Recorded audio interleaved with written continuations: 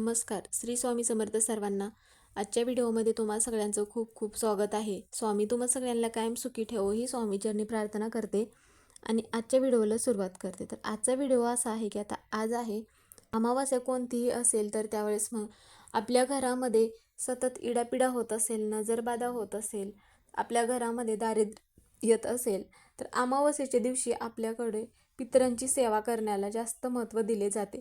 आता पितृदोष दूर व्हावा म्हणून आपण कोणतेही जर काम हाती घेतलं असेल तर ते काम पूर्ण होत नसेल तर यावेळेस आपल्या घराला लागलेल्या पितृदोषामुळं पण ह्या गोष्टी आपल्या घरामध्ये घडत असतात. आता ही जी अमावास्या आहे सर्व पितृ अमावास्या, तर या अमावास्येला मोक्ष अमावास्या असे पण म्हणत असतात. आता ह्या 15 दिवसामध्ये आपण आपल्या पूर्वजांच्या सेवा श्राद्ध हे करतच असतो. तर आता ज्यांच्याकडून आपल्या पूर्वजांचे श्राद्ध राहून गेलं असेल किंवा जरी एखाद्याने श्राद्ध केलं असेल तरीही तुम्ही मग आजच्या दिवशी कावळ्याला म्हणा दहीभात ठेवायचा आहे. तर त्याचप्रमाणे आपल्याला काय करायचं आहे की आता आपण कावळ्याला तर दहीभात ठेवतच असतो, आपल्या घरामध्ये आपण काही उपाय पण करायचे आहेत. आता घरामध्ये ज्या अडचणी निर्माण होत असतील तर त्या अडचणी दूर होण्यासाठी आपण घरामध्ये बऱ्याच पूजा वगैरे करत असतो. तर आता आपल्या घरामध्ये जर पितृदोष लागला असेल तर आपण कोणत्याही पूजा जर केल्या तर त्याचा मग आपल्याला काहीच उपयोग होणार नाही. आता आपल्याला पितृदोष लागल्यानंतर मग आपल्याला आपल्या पूर्वजांच्या सेवा कराव्या लागत्या. पितरांची सेवा जर आपल्या हातून घडली, दान धर्म जर आपल्या हातून घडले तरच मग पितृदोष दूर होतो. म्हणून आपल्याला पितृपक्षामध्ये जर जमलं नसेल तर हा जो शेवटचा दिवस आहे त्यामुळे मग आपल्याला कावळ्याला काय करायचं आहे, दहीभात तर ठेवायचंच आहे. कारण की आपले पूर्वज जे आहेत तर पितृपक्षातून पितृलोकातून पृथ्वीवरती येत असतात आणि त्यांचा जो हा शेवटचा दिवस असतो. म्हणून मग आपल्याला काय करायचं आहे की कावळ्याला तर आपण दहीभात ठेवणारच आहोत. तर कावळ्याला ज्यावेळेस आपण जेवण देत असतो दही भाताचं, त्याचबरोबर ब्राह्मणाला पण भोजन द्यायचं आहे. आता पितृपक्षात आपले पितर कावळ्याच्या रूपामध्ये पृथ्वीवरती येत असतात. म्हणून कावळ्याला एक वस्तू जी खायला द्यायची आहे. तर कोणत्याही दिवशी म्हणा आपण एवढ्या 15 दिवसात देणं शक्य नाही झालं म्हणून मग आजच्या दिवशी द्यायचं आहे. त्याचप्रमाणे आता आपल्या घरामध्ये सतत दारिद्र्य येत असेल किंवा घरामध्ये एखादी व्यक्ती सतत अशी इडापिडा होत असेल त्या व्यक्तीला, किंवा लहान मूलबाळ असेल, लहान मूलबाळ असल्यानंतर त्या लहान बाळाला सतत नजरबाधा होत असेल, काही केल्यामुळे आपल्या घराची प्रगती होत नाही, घरामध्ये सतत दारिद्र्य निर्माण होत असेल तर आपल्याला काय करायचं आहे, सर्व पितृ अमावास्या असल्यामुळे संध्याकाळीच कापुरासोबत एक वस्तू जाळायची आहे. तर ती कोणती वस्तू आहे ज्यामुळे आपल्या घरातील 7 पिढ्यांचे दारिद्र्य नष्ट होईल, आपल्या घरातील इडापिडा नजरबाधा दूर होत असते. तर ही जी सगळी माहिती आहे तर ही सगळी माहिती आपण आजच्या व्हिडिओमध्ये घेणार आहोत. व्हिडिओ शेवटपर्यंत बघा म्हणजे ही माहिती तुम्हाला पूर्णपणे समजेल. व्हिडिओ जर आवडला तर व्हिडिओला लाईक करा, चॅनलवर नवीन असाल तर सबस्क्राईब करा म्हणजे इथून पुढचे नवीन व्हिडिओ येईल त्याचं नोटिफिकेशन तुम्हाला सगळ्यात अगोदर मिळेल. तर सकाळी लवकर उठल्यानंतर आपल्याला काय करायचं आहे, अगोदर एक दिवा लावून घ्यायचा आहे. आता जर तुम्ही सकाळी नाही लावलात तर मग तुम्ही संध्याकाळी पण हा दिवा लावू शकता. हा दिवा तुम्ही तुपाचा लावू शकता किंवा मग मोहरीच्या तेलाचा लावलात तरीही चालेल. नंतर मग आपल्याला काय करायचं आहे, हा दिवा ज्यावेळेस आपण लावणार आहे तर दिव्याखाली आपल्याला मुठभर तांदूळ ठेवायचा आहे आणि हा दिवा मग आपल्याला प्रज्वलित करून घ्यायचा आहे आणि या दिव्याचा आपल्याला दक्षिण दिशेला तोंड करायचं आहे. त्याचबरोबर आपल्याला त्या दिव्याबरोबर एक ग्लास भरून पाणी पण ठेवायचं आहे.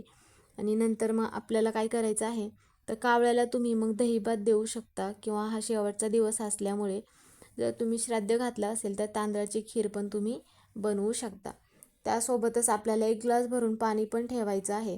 आता जर तुम्ही वरती फ्लॅटमध्ये राहत असाल तर मग ही खीर जी आहे तर तुम्ही छतावर ठेवायचं आहे किंवा मग खाली राहत असाल म्हणजेच की बैठकी पद्धतीचं घर असेल खाली तर मग तुम्ही काय करायचं आहे, दाराच्या पुढे मग तुम्ही ही जी खीर आणि एक ग्लास भरून पाणी ठेवायचं आहे.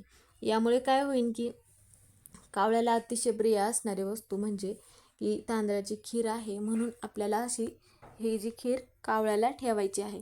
त्याचबरोबर आपल्याला काय करायचं आहे की आता तुळस जी आहे तर ही तुळस ही माता लक्ष्मीचं दुसरं रूप मानलं जातं. म्हणून मग आपल्या घरामध्ये कोणत्या ना कोणत्या रूपामध्ये आपले जे पूर्वज आहेत तर आपल्याला भेटण्यासाठी येत असतात. आपल्या घराला पितृदोष लागल्यानंतर मग काही घरामध्ये अडचणीचा संकटांचा सामना करावा आपल्याला लागत असतो. तेव्हा मग आपण काय करत असतो की पितृदोष दूर व्हावा म्हणून कोणत्या ना कोणत्या पूजा या करत असतो. तर आता घरात जर पितृदोष लागला असेल तर घरात वादविवाद होतात, घरामध्ये दारिद्र्य येत असते, घरामध्ये इडापिडा होते, लहान मुलांना नजरबाधा होत असते, मुलामुलींची विवाह जुळून येण्यासाठी अडचणी निर्माण होत असतात. तर आपण तुळशी मातेला दररोज पाणी घालतच असतो, त्यामुळे घरामध्ये सुख शांती निर्माण होत असते. तर आपल्या कुटुंबावरती कोणतेही एखादे जर संकट येणार असेल तर ते सगळ्यात अगोदर तुळशी मातेला समजते. जेव्हा घरातील तुळस आपल्यास सुकते तेव्हा मग आपल्या घरावर येणारे जे संकट आहे तर ते तुळशी माता स्वतःवर घेते, म्हणून ती मग सुकून जाते. एवढे महत्त्व तुळशी मातेला दिले जाते. तर आपल्याला हा जो एक उपाय करायचा आहे तर तो उपाय आपल्याला काय करायचा आहे, तर संध्याकाळी कापुरासोबत एक वस्तू जाळायची आहे ज्यामुळे आपल्या घरातील दारिद्र्य नष्ट होत असते. त्या अगोदर आपल्याला काय करायचं आहे, संध्याकाळी म्हणजेच की संध्याकाळी 6 ते रात्री 12पर्यंत तुम्ही हा उपाय करू शकता. त्या अगोदर तुळशी मातेजवळ एक दिवा लावायचा आहे. आता दररोज तर आपण तुळशी मातेला जल अर्पण करत असतो, दिवा लावत असतो, पण आजच्या दिवशी आवर्जून दिवा प्रज्वलित करायचा आहे तुळशी मातेजवळ. तर जो तुळशी मातेला आपण दिवा प्रज्वलित करणार आहोत तर त्या दिव्यामध्ये आपल्याला थोडेसे काळे तीळ टाकायचे आहेत, कारण की काळ्या तिळाची जी उत्पत्ती आहे तर भगवान विष्णूंपासून झालेली आहे, म्हणून भगवान विष्णूंना तुळस अत्यंत प्रिय आहे. जेव्हा आपण तुळशीला काळे तीळ टाकून जल अर्पण करतो तेव्हा आपले जे पितर आहेत तर ते प्रसन्न होतात आणि माता लक्ष्मी ही आपल्यावरती प्रसन्न होते.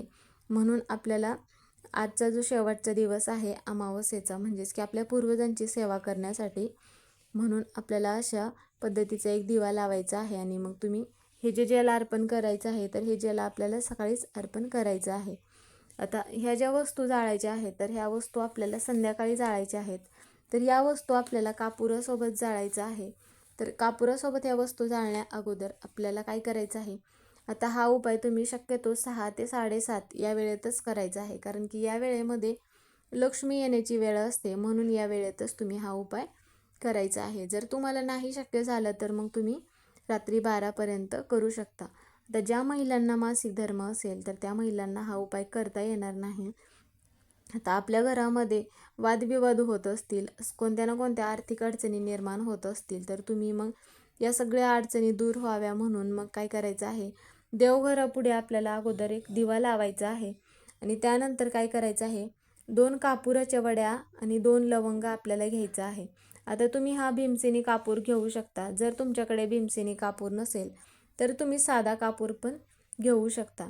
ह्या ज्या 2 वस्तू आहेत तर आपल्या हातामध्ये ठेवायच्या आहेत. आणि आता प्रत्येकाच्या देवघरामध्ये माता लक्ष्मीची मूर्ती म्हणा किंवा फोटो असतोच, तर मग फोटो पुढं म्हणा, मूर्ती पुढं मग ह्या ज्या 2 वस्तू आहेत तर ह्या वस्तू ठेवायच्या आहेत.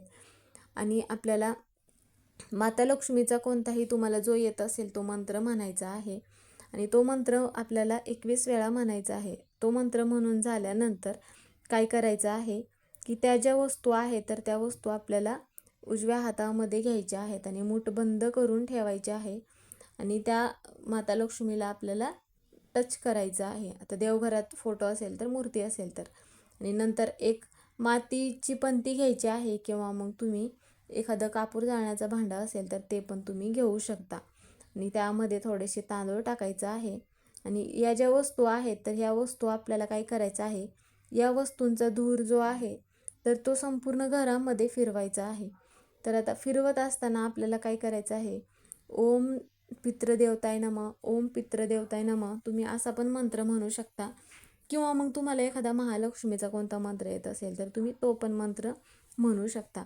सगळ्या घरामध्ये ह्या वस्तू फिरवून झाल्यानंतर ती जी पंती आहे तर ती पंती आपल्याला काय करायचं आहे, देवघरापुढे आणून ठेवायचं आहे. आणि हा देवघरापुढे ह्या ज्या वस्तू आहेत ह्या सगळ्या वस्तू जाळून झाल्यानंतर, याचा धूर करून झाल्यानंतर, हा जो धूर आहे तर हा धूर झाल्यामुळे आपल्या घरातील इडापिडा, नकारात्मकता जे पण काय असेल तर ते नष्ट होते आणि आपल्या घरातील दारिद्र्य पण नष्ट होते, घराची प्रगती होते, घरातील कितीही प्रखर पितृदोष असेल तर तो पण दूर होतो. म्हणून आपल्याला हा संध्याकाळी उपाय करायचा आहे. तर हा असा उपाय केल्यामुळे काय होते की आपल्या घरातील ज्या अडचणी आहेत तर त्या अडचणी तर दूर होतच असतात, त्याचबरोबर आपल्या घराची पण प्रगती होत असते. आपल्या घरातील कोणतेही इडापिडा असतील, लहान मुलांच्या नजरबाधा असतील तर ह्या सगळ्या हा उपाय केल्यामुळे दूर होते. म्हणून मग असा उपाय आपल्याला आजच्या दिवशी आवर्जून करायचा आहे. तर आजचा व्हिडिओ हा इथेच संपला. व्हिडिओ कसा वाटला कमेंट करून नक्की सांगा. कमेंटमध्ये ओम पितृदेवताय नमः किंवा मग तुम्ही ओम महालक्ष्मी नमः हे लिहायला विसरू नका. व्हिडिओ आवडला तर व्हिडिओला लाईक करा. चॅनलवर नवीन असाल तर सबस्क्राईब करा